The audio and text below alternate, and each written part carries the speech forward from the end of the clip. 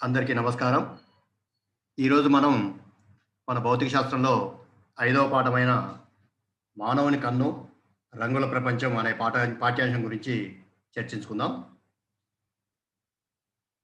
మానవుని కన్ను, రంగుల ప్రపంచంలో అసలు కన్ను ఎలా పనిచేస్తుంది? మనకి వస్తువుల యొక్క ప్రతిబింబాలు ఎలా కనపడతాయి? ఒక్కసారి ఇక్కడ ఈ ప్రశ్నలు చూడండి. ముందుగా ఈ పాఠ్యాంశంలో ఏమేమి నేర్చుకోబోతున్నామో ఆ ప్రశ్నలు కనపడుతున్నాయి మనకిక్కడ. మానవుని కన్ను వస్తువులను ఎలా చూడగలుగుతుంది? దూరంగా ఉన్న లేదా దగ్గరగా ఉన్న వస్తువులను కన్ను ఎలా చూడగలుగుతుంది? అలాగే మన కంటి నుంచి కనీసం ఎంత దూరంలో ఉన్న వస్తువులు స్పష్టంగా చూడగలుగుతాం? మన కంటి యొక్క నిర్మాణం ఎలా ఉంటుంది? దూరంగా ఉన్న లేదా దగ్గరగా ఉన్న వస్తువుల ప్రతిబింబాలను రెటీనాపై ఒకే దూరంలో ఏర్పడడం ఎలా సాధ్యమవుతుంది? మానవుని కంటి యొక్క దృష్టి దోషాలు ఏమిటి? కళ్ళజోళ్ళలో వాడే కటకాలు ఎలా పనిచేస్తాయి? ఇవి మనకు ఉన్న రకరకాల ప్రశ్నలు. ఈ ప్రశ్నల్ని మనం ఇప్పుడు ఒక్కొక్క ప్రశ్నకి జవాబుగా పాఠ్యాంశంలో చర్చించుకుందాం.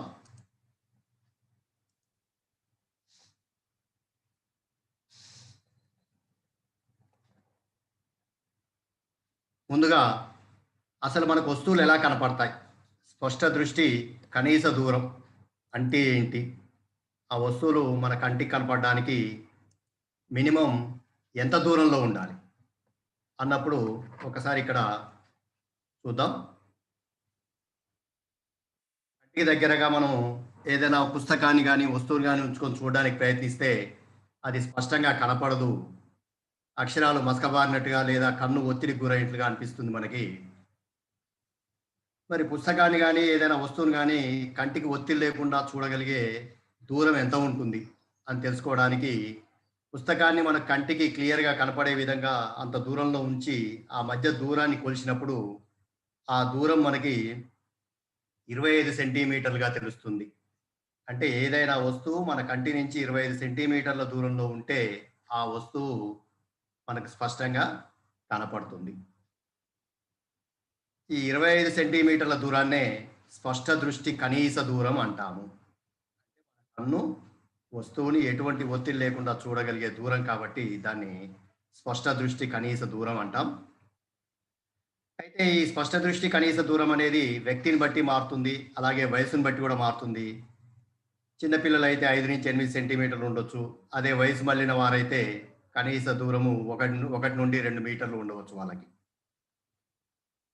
ఒక్కసారి ఈ వీడియోని గమనించండి. ఓ చిన్న ప్రయోగము అంటే స్పష్ట దృష్టి కనీస దూరం ఎంత ఉంటుంది? వస్తువు పూర్తిగా కనపడాలంటే మనం ఏం చేయాలి? అనేది ఈ ప్రయోగంలో కనపడుతుంది. మనకు కావాల్సిన పరికరాలు చూసినప్పుడు రిటార్ట్ స్టాండు, అలాగే వివిధ పొడవులున్న కర్ర ముక్కలు కావాలి. ఈ కర్ర ముక్కలు 20 సెంటీమీటర్లు, 30 సెంటీమీటర్లు, 35 సెంటీమీటర్లు ఈ విధంగా రకరకాల పొడవులున్న కర్ర ముక్కలు తీసుకొని ఈ ప్రయోగాన్ని మనం చేస్తాం. ఇక్కడ రిటార్డ్ స్టాండ్ తీసుకుందాం. ఈ రిటార్డ్ స్టాండు అడ్డుకడ్డీ వద్ద మన తల నుంచేసి అక్కడ ఈ కర్ర ముక్కల్ని బిగించి కట్టి వాటిని గమనిస్తూ ఎంత దూరంలో కర్ర ఉన్నప్పుడు మనకు ఆ కర్ర మొత్తం కూడా క్లియర్‌గా కనపడుతుంది అనేది అబ్జర్వ్ చేయడానికి ఈ ప్రయోగం పనికొస్తుంది.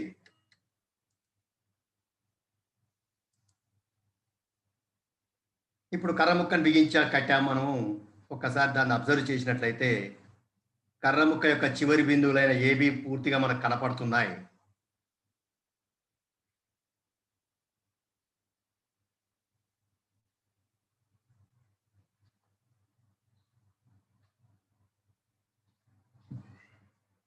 ఇప్పుడు కర్ర ముక్కను మనం కొద్దిగా కంటికి దగ్గరగా జరిపాం. దగ్గరగా జరిపేసరికి ఈ కర్ర ముక్క చివరి బిందువులైన ఏ డాష్, బి డాష్ కనపడతలేదు. ఓన్లీ ఈ, ఎఫ్ బిందువుల వరకే కనపడుతుంది. మరి దీన్ని బట్టి ఏమర్థమవుతుంది? ఏ వస్తువైతే దాని చివరి నుంచి వచ్చే కాంతి కిరణాలు కంటి వద్ద 60 డిగ్రీల కోణం చేస్తుందో, ఆ వస్తువు మనకు పూర్తిగా కనపడుతుంది అనేది అర్థమవుతుంది. ఈ 60 డిగ్రీల కోణంనే మనము దృష్టి కోణము అంటాము. అంటే ఏ వస్తువైనా మన కంటి వద్ద దాని నుంచి వచ్చే కిరణాలు 60 డిగ్రీల కోణం చేయాలి. అది మానవుని యొక్క దృష్టి కోణం అది.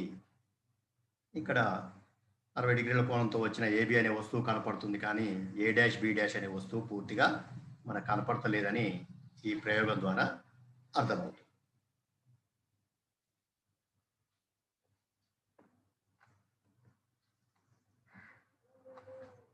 ఇక్కడ మన పుస్తకంలో ఇదే ప్రయోగం కృత్యం 2లో ఇవ్వబడింది. పక్కన పటంలో చూపించిన విధంగా పరికరాలను అమర్చుకొని ఆ కర్ర ముక్కని నిలువుగా కట్టినటువంటి కర్ర ముక్కని వేరు వేరు ప్రదేశాల్లో ఉంచినప్పుడు ఆ కర్ర ముక్క మనకు ఎలా కనపడుతుంది, ఎంత భాగం వరకు కనపడుతుంది అనేది ప్రయత్నించి ఏ వస్తువైనా మన కంటి నుంచి 25 సెంటీమీటర్ల దూరంలో ఉన్నప్పుడు మాత్రమే ఆ కంటితో ఆ వస్తువుని పూర్తిగా చూడగలము అనేది మనకు అర్థమైపోతుంది. ఈ 25 డిగ్రీల దూరాన్నే 25 సెంటీమీటర్ల దూరాన్నే కనీస దృష్టి దూరం అని, ఈ 60 డిగ్రీల కోణాన్ని దృష్టి కోణం అని అంటాము. ఇక్కడ వస్తువు యొక్క చివరి బిందువు నుండి వచ్చే కిరణాల కంటి వద్ద కొంత కోణం చేస్తాయి. ఈ కోణము 60 డిగ్రీల కంటే తక్కువగా ఉంటే ఆ వస్తువును మొత్తం చూడగలము. 60 డిగ్రీల కంటే కోణం ఎక్కువగా ఉంటే ఆ వస్తువులో కొంత భాగం మాత్రమే చూడగలము. ఇక్కడ దృష్టికోణం అంటే ఏంటి? ఏ గరిష్ట కోణం వద్ద మన వస్తువుని పూర్తిగా చూడగలమో ఆ కోణాన్ని దృష్టికోణము అంటాము. దృష్టికోణం విలువ 60 డిగ్రీలు. అదేవిధంగా సాధారణ మానవుని యొక్క కనీస దృష్టి దూరము 25 సెంటీమీటర్లుగా మనం చెప్పుకుంటాం. తదుపరి అసలు ఏ వస్తువైనా మనం చూడాలంటే మన కన్ను ఏ విధంగా పనిచేస్తుంది, కంటిలోని ఏ ఏ భాగాలు ఏం పని చేస్తాయి, అసలు ఈ కంటిలోని అసలు భాగాలు ఏమేమి ఉంటాయి అన్నప్పుడు మనం చూసినప్పుడు ఒకసారి ఈ పటాన్ని అబ్జర్వ్ చేయండి. ఇది మన కనుగుడ్డు. ఈ గుడ్డులో ముందుగా మనకు ఉన్న భాగాలు చూస్తే కార్నియా, నెక్స్ట్ నేత్రోదక ద్రవము, ఈ కనుపాప, నల్లగుడ్డు, సిరియారి కండరాలు, అలాగే వెనుక భాగంలోకి వస్తే రెటీనా, ఇక్కడ దృక్నాడి, మధ్యలో ఈ కటకము అనేది మన కంటిలోని ముఖ్యమైన భాగాలు. ఇక్కడ ముందుగా చూసినప్పుడు కంటిలో ముందుగా మనం కంటి నిర్మాణం చూస్తే మానవుని కనుగుడ్డు దాదాపుగా గోళాకారంగా ఉంటుంది అనేది మనకు అర్థమవుతుంది. ఈ కంటిలోని ముఖ్యమైన భాగాలు చూసినప్పుడు ఫస్ట్ ముందుగా నల్లగుడ్డు. ఈ నల్లగుడ్డు అనేది మనకు కంటి పై భాగంలో కనపడే గుండ్రని భాగం. ఈ నేత్రోదక ద్రవానికి కటకానికి మధ్య ఐరిష్ అనే కండర పొర ఉంటుంది. ఇది కంటిలో ప్రవేశించే కాంతిని అదుపు చేస్తుంది. ఈ ఐరిస్నే మనం నల్లగుడ్డు అంటాం.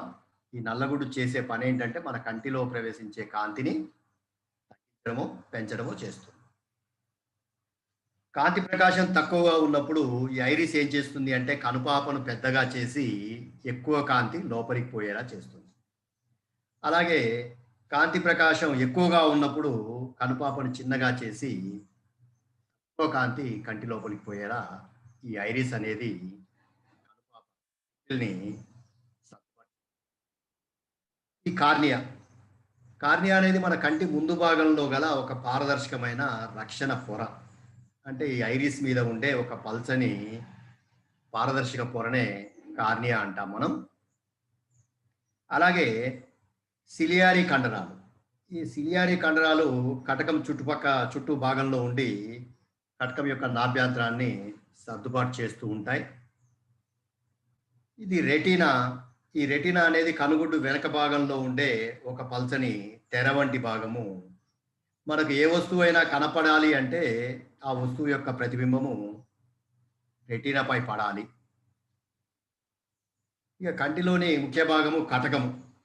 ఈ కటకము మన కుంభాకార కటకం లాగా ఉంటుంది. ఈ కుంభాకార కటకం చేసే పనే మనకి ఈ కంటిలోని కటకం కూడా చేస్తుంది. ఎదురుగా ఉన్న వస్తువు నుంచి పరావర్తనం చెంది వచ్చిన కాంతి కిరణాలని మన రెటీనాపై పడి ప్రతిబింబం ఏర్పడేలా చేస్తుంది కటకం. నెక్స్ట్ కార్నియా వెనక భాగంలో గల ద్రవాన్నే నేత్రోదక ద్రవం అంటాం. ఈ నేత్రోదక ద్రవం అనేది కంటిపై ఒత్తిడిని కలగకుండా చేసే ఒక రకమైన పదార్థం. నెక్స్ట్ ఇక దండాలు. మన కంటిలో ఉన్న 2 ముఖ్యమైన భాగాలేంటంటే దండాలు, శంకువులు. ఈ దండాలు ఏం చేస్తుంటాయంటే కాంతి తీవ్రతను గ్రహిస్తుంటాయి. అంటే కాంతి ఎంత తీవ్రతను కలిగి ఉందనేది ఈ దండాలు గ్రహిస్తుంటాయి. వీటిని గ్రాహకాలు అంటాము. అలాగే శంకువులు కూడా ఒక రకమైన గ్రాహకాలు. ఇవి కూడా రంగును గుర్తిస్తాయి. మన కంటిలో దండాలు మరియు శంకువులు అనే 2 రకాల గ్రాహకాలు ఉంటాయి. ఒకటేమో కాంతి తీవ్రతను గుర్తిస్తే, రెండవది రంగును గుర్తిస్తుంది. ఇప్పుడు మనం ఇక్కడ కంటి యొక్క నిర్మాణము, భాగాలకు సంబంధించిన ఒక వీడియో ప్లే అవుతుంది. జాగ్రత్తగా అబ్జర్వ్ చేయండి. ఈ కంటిలో ముందుగా మనకి ఇక్కడ కనపడే భాగం ఐరిస్.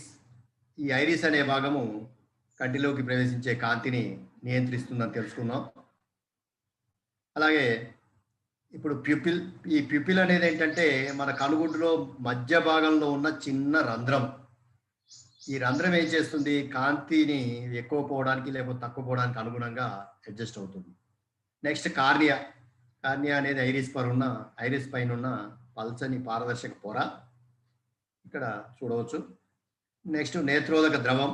కార్నియాకి ఐరిస్కి మధ్యలో ఈ ద్రవం ఉంటుంది.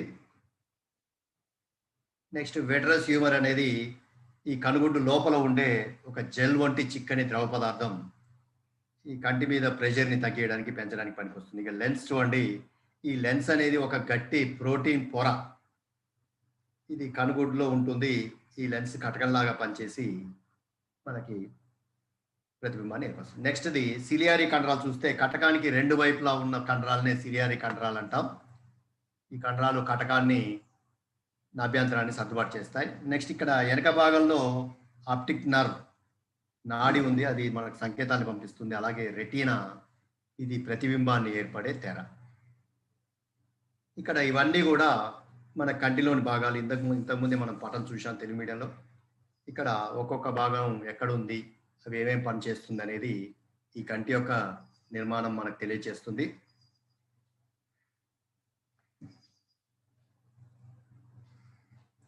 మరి ఇప్పుడు అసలు కన్ను ఈ భాగాలు ఉన్నాయి, బాగానే ఉంది. ఈ కన్ను మనకు ప్రతిబింబాల్ని ఎలా ఏర్పరుస్తుంది? అంటే మనం ఇంతకుముందు 4వ పాఠంలో కటకాల్లో నేర్చుకున్నది ఏంటి అంటే, కటకం ముందు వస్తువు ప్రదేశం మారుతా ఉంటే ప్రతిబింబ ప్రదేశం కూడా మారుతుందనేది తెలుసుకున్నాం. అంటే వస్తు దూరాన్ని బట్టి ప్రతిబింబ దూరం కూడా మారుతుంది. కానీ ఇక్కడ చూసినప్పుడు మన కంటిలో వస్తువు దగ్గర ఉండనియండి, దూరంగా ఉండనియండి, కానీ ప్రతిబింబం మాత్రం రెటీనా మీదే ఏర్పడుతుంది. మరి దీనికి కారణం ఏంటి అనేది చూసినప్పుడు ఇక్కడ కొన్ని ప్రశ్నలు చూడండి. వివిధ వస్తు దూరాలకు ఒకే ప్రతిబింబ దూరం ఎలా సాధ్యమవుతుంది? కంటి కటకం యొక్క నాభ్యంతరం మారకుండా ఒకే ప్రతిబింబ దూరం ఏర్పడడం సాధ్యమా? కంటి కటకం మరి నాభ్యంతరాన్ని ఎలా మార్చుకుంటుంది? మరి కనుగుడ్డులో అసలు ఈ మార్పు ఎలా జరుగుతుంది? అంటే కటకం యొక్క నాభ్యంతరం ఎలా మారుతుంది? కటకం యొక్క నాభ్యంతరం మారాలి అంటే మన కటకం యొక్క పరిమాణం మారాలి. మరి కనుగుడ్డులో ఇదంతా ఎలా సాధ్యమవుతుంది? మనం దగ్గరున్న వస్తువును చూస్తాం, అది స్పష్టంగా కనపడుతుంది. దూరంగా ఉన్న వస్తువును చూస్తాం, అది కూడా స్పష్టంగా కనపడుతుంది. ఈ రెండింటి ప్రతిబింబాలు మరి రెటీనా మీదే పడతాయి.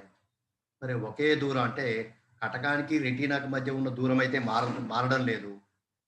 ఆ దూరంలో మాత్రమే ప్రతిబింబం ఎల్లప్పుడూ ఎలా ఏర్పడుతుంది? అలాగే మన కటకాల్లో చూసినప్పుడు 2 రకాల ప్రతిబింబాలు ఏర్పడతాయని తెలుసుకున్నాం అక్కడ. ఒకటి నిజ ప్రతిబింబము, రెండవది మిథ్యా ప్రతిబింబము.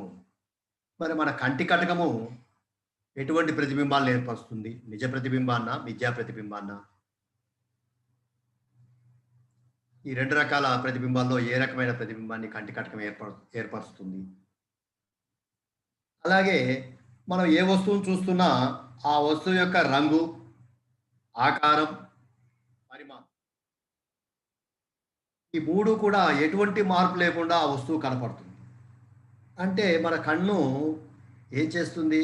ఏ వస్తువు అయినా రంగు, ఆకారం, పరిమాణం మారకుండా దాని యొక్క ప్రతిబింబాన్ని రెటీనాపై ఏర్పరుస్తుంది. మరి ఇప్పుడు మనకి స్క్రీన్ మీద కనపడే ప్రశ్నలన్నిటికీ సమాధానాలు తెలుసుకుందాం ఈ పాఠ్యాంశంలో. అసలు కన్ను ఈ పనులన్నీ ఎలా చేయగలుగుతుంది? అంటే వివిధ వస్తు దూరాలకి ఒకే ప్రతిబింబ దూరం ఎట్లా ఏర్పరుస్తుంది? అలాగే నాభ్యంతరం ఎలా మార్చుకుంటుంది? మరి నిజ ప్రతిబింబాలు, మిథ్యా ప్రతిబింబాలు ఏర్పరుస్తుంది. ఎలా ఏర్పరుస్తుంది? ఏ ప్రతిబింబాలను ఏర్పరుస్తుంది? అలాగే వస్తువు యొక్క రంగు, ఆకారం, పరిమాణం మారకుండా ప్రతిబింబాన్ని ఎలా ఏర్పరచగలుగుతుంది కన్ను? ఈ పనులన్నీ ఎలా చేస్తుందో చూద్దాం. దాంట్లో ముందుగా మనం కంటి కటకం యొక్క సర్దుబాటు గురించి చర్చిద్దాం. మరి కంటి కటకము ఏం చేయాలి ఇక్కడ? ఒకే ప్రతిబింబ దూరం కలిగి ఉండాలంటే నాభ్యంతరాన్ని సర్దుబాటు చేసుకోవాలి, మార్చుకోవాలి అన్నప్పుడు మరి ఏం జరుగుతుంది? ఒక్కసారి ఇక్కడ చూడండి, కంటిలోని కటకానికి ఆనుకొని ఉన్న, ఇందాక చూసాం మనం సిలియారీ కండరాలు. ఈ సిలియారీ కండరాలు ఏం చేస్తూ ఉంటాయంటే కంటి కటకం యొక్క వక్రతా వ్యాసార్థాన్ని మారుస్తుంది. కటకము తన నాభ్యంతరం మార్చుకోవడానికి అనుగుణంగా సిలియారీ కండరాలు ఈ కటకాన్ని సంకోచింప చేయడం కానీ వ్యాకోచింప చేయడం కానీ చేయడం ద్వారా వక్రతా వ్యాసార్థాన్ని మారుస్తుంటాయి. అలా మార్చడం వల్లనే కటకము తన నాభ్యంతరాన్ని మార్చుకొని ప్రతిబింబం ఒకే దగ్గర ఏర్పడేలా చేయగలుగుతుంది. మరి ఇప్పుడు అసలు ఏం జరుగుతుంది? దూరంలో ఉన్న వస్తువును చూస్తున్నప్పుడు, కన్ను చూస్తున్నప్పుడు సిలియారీ కండరాలు విశ్రాంత స్థితిలో ఉంటాయి. అలా ఉండడం వలన కంటి కటకము వ్యాకోచిస్తుంది. అప్పుడు దాని యొక్క నాభ్యంతరము గరిష్టంగా ఉంటుంది. అంటే ఏమవుతుంది ఇక్కడ? ఎప్పుడైతే మనం దూరంగా ఉన్న వస్తువులను చూస్తుంటామో ఈ సిలియారీ కండరాలు కంటి కటకాన్ని వ్యాకోచింపచేసి దాని నాభ్యంతరము గరిష్టమయ్యే విధంగా చేస్తుంది. 2.5 సెంటీమీటర్. అదేవిధంగా అలాగే కటకం నుండి రెటీనాకు గల దూరానికి నాభ్యంతరం సమానం అవుతుంది. అంటే ఈ నాభ్యంతరం అనేది 2.5 సెంటీమీటర్లు అనేది కటకానికి రెటీనాకి మధ్యలో గల దూరము. అప్పుడు కంటిలోకి వచ్చే కిరణాలు రెటీనాపై ప్రతిబింబాన్ని ఏర్పరుస్తాయి. ఇది మన నాభ్యంతరం కటకం చేసే పని. అలాగే ఎప్పుడైతే వస్తువులు దగ్గరగా ఉన్నాయో, వస్తువు దగ్గరగా ఉందో, ఈ దగ్గరగా ఉన్న వస్తువును చూస్తున్నప్పుడు సిలియారీ కండరాలు ఒత్తిడికి గురవుతాయి. ఈ కండరాలు ఒత్తిడికి గురి కావడం వలన కంటి కటకము సంకోచిస్తుంది. ఎప్పుడైతే కంటి కటకం సంకోచించిందో దాని నాభ్యంతరము కనిష్టమవుతుంది. అంటే దగ్గరగా ఉన్న వస్తువులను చూస్తున్నప్పుడు కంటి కటకం సంకోచించి దాని నాభ్యంతరాన్ని కనిష్టం తగ్గించుకుంటుంది. ఎప్పుడైతే దూరంగా ఉన్న వస్తువులను చూస్తున్నామో కంటి కటకం వ్యాకోచించి నాభ్యంతరం గరిష్టమవుతుంది. ఈ కంటి కటకం యొక్క కనిష్ట నాభ్యంతరం ఎంత? ఇక్కడ చూడండి, 2.27 సెంటీమీటర్. ఇక్కడ మనం గరిష్ట నాభ్యంతరం చూసాం కంటి కటకం యొక్క, అది 2.5 సెంటీమీటర్లు. కంటి కటకం యొక్క కనిష్ట నాభ్యంతరం 2.27 సెంటీమీటర్. అంటే కంటి కటకం యొక్క నాభ్యంతరం అనేది 2.27 సెంటీమీటర్లు మరియు 2.5 సెంటీమీటర్ల మధ్యలో వస్తు దూరాన్ని బట్టి మారుతూ ఉంటుంది. ఒకసారి కంటి కటకము ఎలా సర్దుబాటు చేసుకుంటుంది, వ్యాకోచ సంకోచాలు ఎలా జరుగుతాయి అనేది ఇక్కడ ఒకసారి ఈ వీడియోను పరిశీలిద్దాం. ఇక్కడ కంటి కటకం మనకి, అలాగే కటకం కింద మనకు రెండు వైపులా పై భాగంలో కింది భాగంలో సిలియారీ కండరాలు కనపడుతున్నాయి చూడండి. ఆ సిలియారీ కండరాలు చూడండి కంటి కటకాన్ని సంకోచింప చేస్తున్నాయి, వ్యాకోచింప చేస్తున్నాయి. ఇక్కడ కంటి కటకం పలసగా అవుతుంది, మందంగా అవుతుంది. సంకోచ వ్యాకోచాలు ఇక్కడ జరగడం మనం గమనించాలి.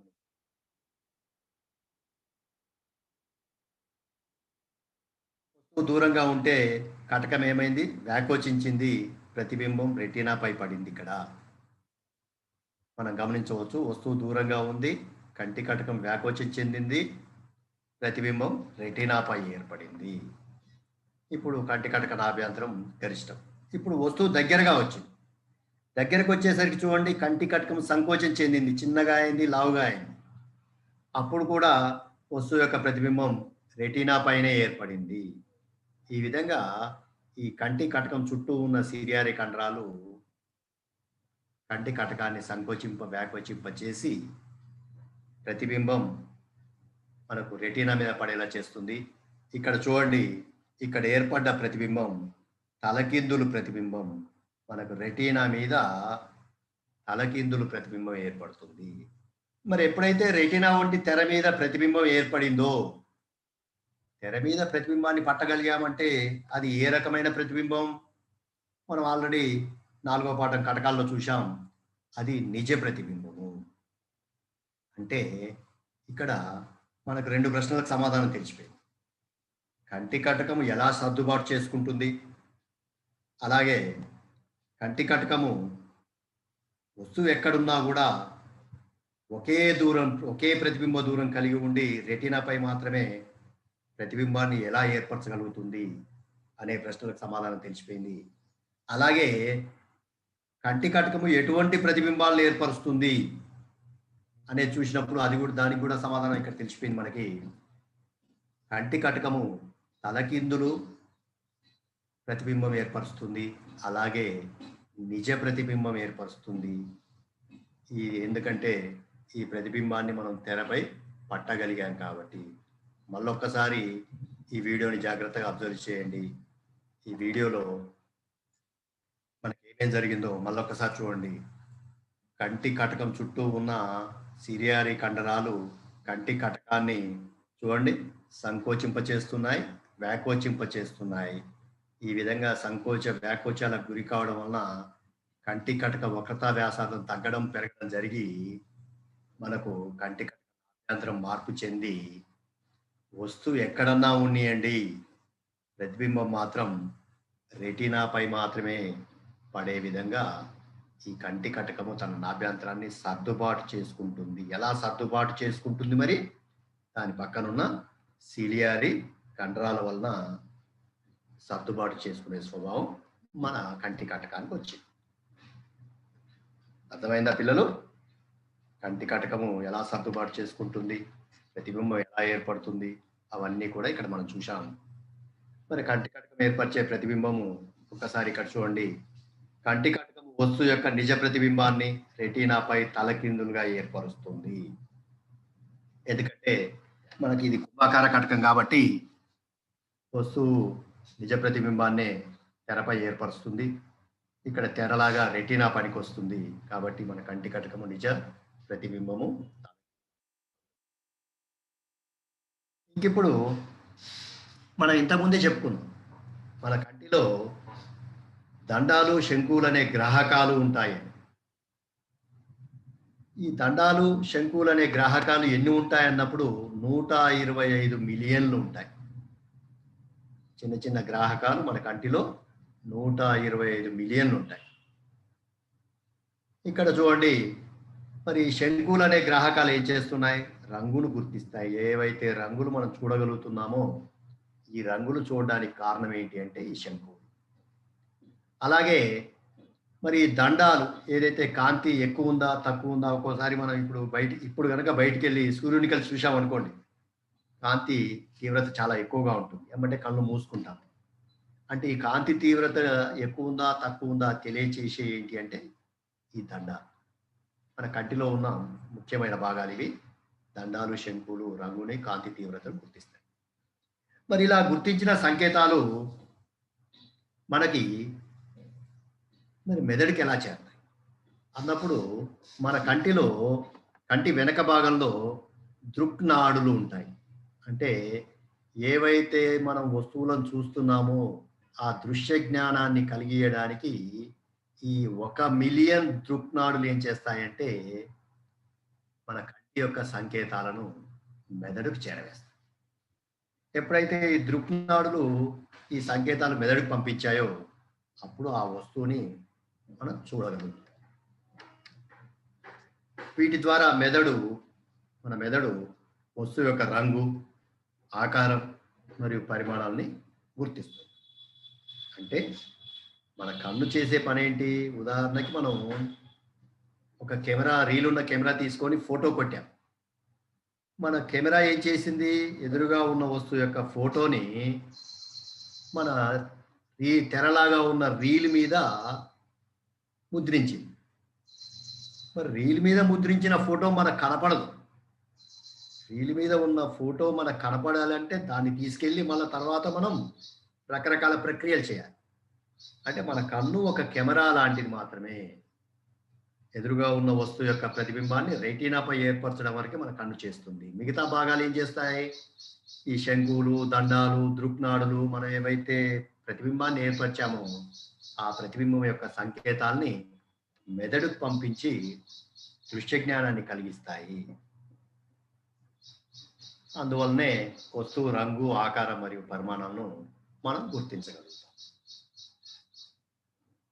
ఒక్కసారి ఈ దండాలు, శంకుల్ని గమనించండి ఎలా పనిచేస్తున్నాయి.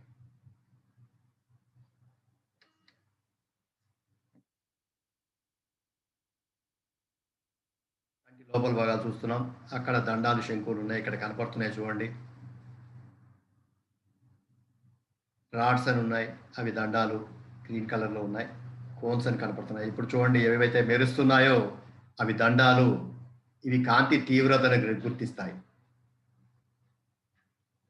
ఇప్పుడు ఏవైతే మెరుస్తున్నాయో అవి శంకువులు.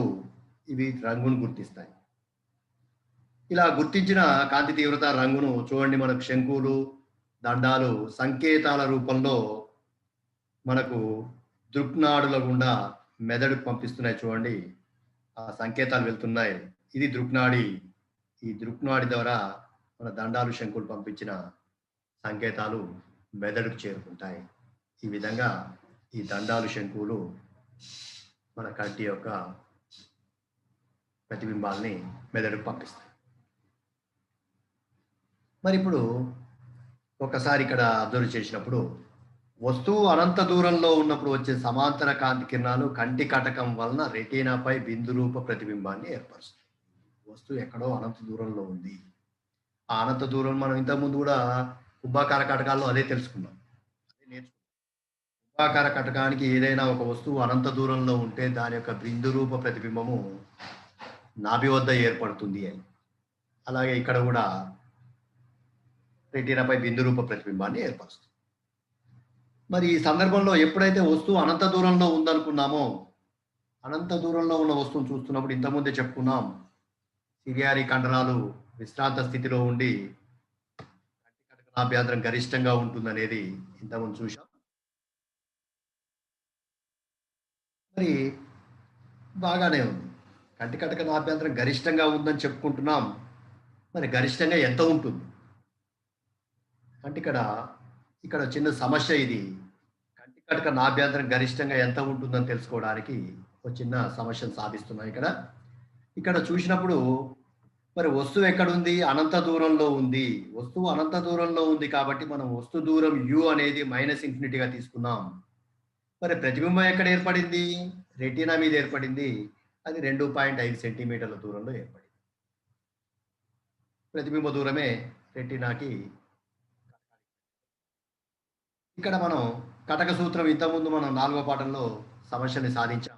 అదే సూత్రాన్ని ఇక్కడ వాడుతున్నాం. 1/f = 1/v - 1/u.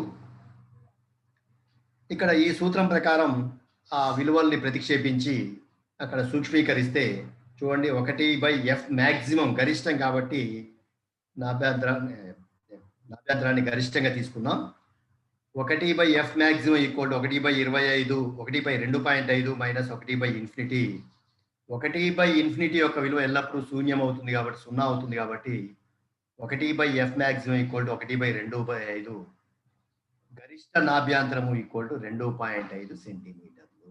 ఈ విధంగా వస్తువు అనంత దూరంలో ఉన్నప్పుడు కంటి కటక నాభ్యంతరం 2.5 సెంటీమీటర్లుగా ఉంటుంది అనేది ఈ సమస్య ద్వారా మనకు అర్థమవుతుంది. అలాగే రెండవది, వస్తువు కంటి కటకం ముందు దగ్గరగా 25 సెంటీమీటర్ల దూరంలోనే ఉన్నప్పుడు ఏం జరుగుతుంది? ఎప్పుడు చూసినప్పుడు వస్తు దూరం u = -20 సెంటీమీటర్లు, v = కంటి కటకమే కాబట్టి ప్రతిబింబం ఏర్పడేది రెటీనాపై కాబట్టి 2.5 సెంటీమీటర్లు తీసుకున్నాం. ఈ రెండు విలువల్ని మన కటక సూత్రంలో ప్రతిక్షేపించినప్పుడు ఇక్కడ చూడండి, కటక సూత్రంలో ప్రతిక్షేపిస్తున్నాను. దాన్ని సూక్ష్మీకరణం చేస్తే 1/f మినిమం = 1/2.5 + 1/25 వచ్చింది. దీన్ని కాసా కట్టి సూక్ష్మీకరిస్తే 1/f మినిమం = 11/25 వస్తుంది. f మినిమం కనిష్ట నాభ్యంతరం = 25/11. ఈ భాగాహారం చేసినప్పుడు కంటి కటకం యొక్క కనిష్ట నాభ్యంతరం విలువ ఎఫ్ మినిమం ఈక్వల్ టు 2.27 సెంటీమీటర్గా వచ్చింది. అంటే వస్తువు దగ్గరగా ఉన్నప్పుడు కంటి కటక నాభ్యంతరం 2. అంటే మొత్తం మీద కంటి కటకం ఏం చేస్తుంది? వస్తువు ఎక్కడన్నా ఉన్నియండి, దాని యొక్క నాభ్యంతరాన్ని 2.27 సెంటీమీటర్ల నుండి 2.5 సెంటీమీటర్ల మధ్యలో ఉండేలా సర్దుబాటు చేసుకుంటుంది. ఈ విధంగా నాభ్యంతరాన్ని సర్దుబాటు చేసుకొని మనకి ప్రతిబింబాన్ని రెటీనాపై మాత్రమే ఏర్పరుస్తుంది. పిల్లలు, ఇప్పటివరకు మనం పాఠంలో కన్ను ఎలా ఉంటుంది, దాని యొక్క భాగాలు ఏంటి, కనీస దృష్టి దూరం అంటే ఏంటి, దాని యొక్క ప్రయోగము, అదేవిధంగా సర్దుబాటు, కంటి కటకం సర్దుబాటు ఎలా చేసుకుంటుంది, కంటిలో ప్రతిబింబం రెటీనాపై ఎలా ఏర్పడుతుంది, ఇలా రకరకాల అంశాల మీద చర్చించుకున్నాం. ఒక్కసారి వీటికి సంబంధించిన మూల్యాంకనాన్ని కనుక మనం గమనిస్తే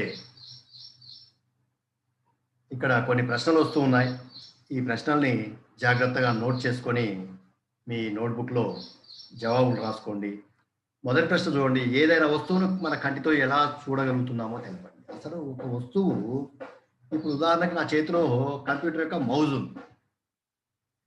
ఈ మౌజుని నేను ఎలా చూడగలుగుతున్నా, ఎలా ఈ వస్తువు నాకు కనపడగలుగుతుంది అన్నప్పుడు మనం ఆల్రెడీ ఇంతకుముందు తరగతుల్లో నేర్చుకున్నాం. ఏ వస్తువైనా మనకు కనపడాలి అంటే ఆ వస్తువుపై పడ్డ కాంతి కిరణాలు పరావర్తనం చెంది మన కంటిని చేరుకోవాలనేది ఆల్రెడీ తరగతుల్లో నేర్చుకున్నాం. అలాగే రెండో ప్రశ్న చూస్తే, కంటి కనీస దృష్టి దూరం తెలుసుకునే ప్రయోగం ఇంతకుముందే చూసాం మనం. ఆ ప్రయోగంలో పరికరాలు ఏంటి, జాగ్రత్తలు ఏంటో రాయండి. అలాగే మానవుని కంటిలోని ముఖ్యమైన భాగాలు తెలిపి వాటి పనితీరుని వివరించండి. ఇక్కడ కంటి ముందు ఎక్కడ వస్తువు ఉన్నా ప్రతిబింబ స్థానం మారదు, ఎందుకు అనేది వివరించండి. కంటిలోని గ్రాహకాలైన శంకువులు, దండాలు ఎలా పనిచేస్తాయి వివరించండి. దృష్టికోణం అంటే ఏంటి, దృష్టికోణం ఎంత ఉంటే వస్తువు స్పష్టంగా కనపడుతుంది. కంటి కటకము గరిష్ట మరియు కనిష్ట నాభ్యంతరాన్ని ఎప్పుడు పొందుతుంది, అంటే కనిష్ట నాభ్యంతరం ఎప్పుడు పొందగలుగుతుంది, గరిష్ట నాభ్యంతరం ఎప్పుడు పొందగలుగుతుంది వివరించండి. కంటి కటక సర్దుబాటు అనగానేమి, కంటి కటకం అసలు సర్దుబాటు చేసుకోలేకపోతే ఏం జరుగుతుంది, ఇందాక మనం చేసుకుంటే ఏం జరుగుతుందో చూశాము.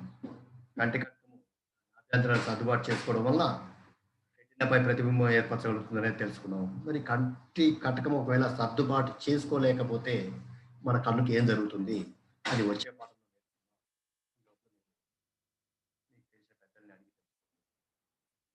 కన్ను ద్వారా చూసిన వస్తువు రంగు, ఆకారం మరియు పరిమాణం ఎలా మారకుండా ఉంటాయి. ఈ ప్రశ్నలకి సమాధానం నేర్చుకోండి. ఇక్కడ నెక్స్ట్ మనం చూసినట్లయితే మనకు కొన్ని ఖాళీలు వస్తున్నాయి. ఆ ఖాళీలకి సమాధానాలు బ్రాకెట్లో రెడ్ కలర్లో ఉంచడం జరిగింది. ఈ ఖాళీని కూడా మీ నోట్ పుస్తకంలో నమోదు చేసుకోండి. కంటి కటక గరిష్ట నాభ్యంతరము విలువ ఎంత అన్నప్పుడు 2.5 సెంటీమీటర్లు. కనుగొడ్డులో ఉండే కటకము కుంభాకార కటకము. మానవుని స్పష్ట దృష్టి కనీస దూరం, అంటే ఏ వస్తువైనా ఎంత దూరంలో ఉంటే మనకు స్పష్టంగా కనపడుతుంది అన్నప్పుడు. మరి ఇంకొక కొత్త ప్రశ్న ఇది, మానవుని స్పష్ట దృష్టి గరిష్ట దూరం ఎంత? కనిష్ట దూరం చూసాం, గరిష్ట దూరం ఎంత, అంటే ఎంత దూరంలో ఉన్న వస్తువుని మనం అబ్జర్వ్ చేయవచ్చు అన్నప్పుడు, మనం ఆకాశంలో చూస్తే నక్షత్రాలు మన కంటికి కనపడుతున్నాయి, రకరకాల గ్రహాలు కూడా కంటితోనే చూడవచ్చు, కొన్నిటిని సూర్యుడిని చూస్తున్నాం, చంద్రుడిని చూస్తున్నాం అన్నప్పుడు మన కంటికి గరిష్ట దూరం అనేది లేదు. ఎంత దూరంలో ఉన్న వస్తువునైనా మనం స్పష్టంగా చూడవచ్చు. కాబట్టి మానవుని స్పష్ట దృష్టి గరిష్ట దూరము అనంతము. మన కంటిలో కాంతి తీవ్రతను గుర్తించే గ్రాహకాలు అన్నప్పుడు మనం ఇంతకుముందు చూసాం, దండాలు. రంగులను గుర్తించే గ్రాహకాలు శంకువులు. వస్తువు దగ్గరలో ఉన్నప్పుడు కంటి కటక నాభ్యంతరం ఎంత ఉంటుంది, 2.27 సెంటీమీటర్లు. వస్తువు అనంత దూరంలో ఉన్నప్పుడు కంటి కటక నాభ్యంతరము గరిష్టంగా ఉంటుందని ఇంతకుముందే చెప్పుకున్నాం, 2.5 సెంటీమీటర్లు. రెటీనాపై ఏర్పడే ప్రతిబింబము, అంటే మన కన్ను ఏర్పరిచే ప్రతిబింబము నిజ ప్రతిబింబము, తలకిందులు ప్రతిబింబము. కంటిలో కటక నాభ్యంతరంను సర్దుబాటు చేసే భాగం. కంటిలో నాభ్యంతరం యొక్క కటకం యొక్క నాభ్యంతరాన్ని సర్దుబాటు చేయగలిగే భాగాలు ఏంటి అంటే సిలియరీ కండరాలు. మరి వృద్ధుల్లో స్పష్ట దృష్టి కనీస దూరం దాదాపు 1 లేదా 2 మీటర్లు ఉంటుందని ఇంతకుముందే చెప్పుకున్నాం మనం. ఇంకా కొన్ని ఖాళీలు వస్తున్నాయి, ఒకసారి వీటిని అబ్జర్వ్ చేయండి. కంటి ముందు వస్తువు ఎంత దూరంలో ఉన్నా ప్రతిబింబ దూరం ఎల్లప్పుడూ నేర్చుకున్నా మారదు. మరి సాధారణ మానవుని యొక్క దృష్టికోణ విలువ 60 డిగ్రీలు. ఐరిష్ నందు మనం ఎవరి కన్నునైనా పర్టికులర్గా అబ్జర్వ్ చేసినప్పుడు కంటి మధ్య భాగంలో చిన్న రంధ్రం వంటి భాగం కనపడుతుంది. ఈ చిన్న రంధ్రాన్నే మనం పాప అంటాం, ఇంగ్లీష్లో అయితే పిపిల్ అంటాం. కంటి కటక నాభ్యంతర విలువ ఎల్లప్పుడూ 2.2. వస్తువు చివరి నుండి వచ్చే కిరణాల మధ్య కోణం 60 డిగ్రీల కంటే కనుక తక్కువగా ఉంటే మాత్రమే వస్తువును చూడగలం. 60 డిగ్రీల కంటే కంటి కటకం వల్ల ఏర్పడే ప్రతిబింబం ఇంతకుముందు చెప్పుకున్నదే నిజ ప్రతిబింబం తలకిందులు. కంటి కటకం సంకోచించి దాని మందం పెరిగితే నాభ్యంతరం తగ్గుతుంది. మరి కంటిలో ఎంత కాంతి ప్రవేశించాలి అనేది నిర్ణయించేది ఎవరు అంటే పిపిల్. ఈ కంటి